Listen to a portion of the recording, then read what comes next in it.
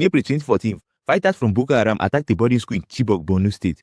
For people who dislike Western education, they went to one of the least Western influenced schools. But maybe if they have read more books, they would have known that the South has more Western influence.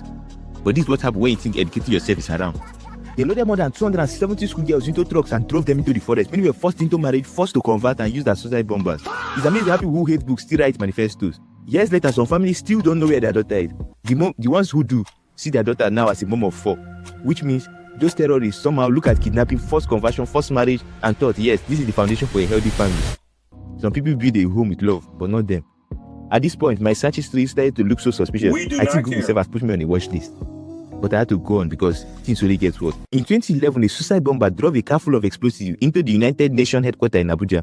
I think I was 5, probably in school, doing assignments and not even caring about what happens in other parts of the world.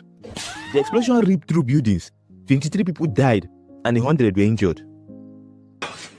Boko Haram later claimed responsibility and said it was part of their fight against Western influence. Are you serious? Sometimes I think that most of this group just don't have brains and open their mouth, wow, and spit out rubbish. Let's say you get rid of all Western influence, not a big fan of them too. What is the idea you propose? Make everyone Muslim, introduce Middle East influence. Because if you do, what will that change? Look at Muslim countries, do they look much better? Every extremist ideology sounds powerful until you ask the question, okay, then what? At some point, I heard they were offering up 100k for people to blow themselves. Back then, I was considering all the logistics of how you spend the money if you're already dead. Do they give it to your family? Is there a Boko Haram account and some were saying, sorry sir, your son exploded before payroll. But now I understand. I'm sure if you bring like 100 then, we can at least open a conversation. Let's say these were just local gangs who use the Islamic banner. Then you go to the international franchise, the Islamic state of whatever they call it. Why are you running?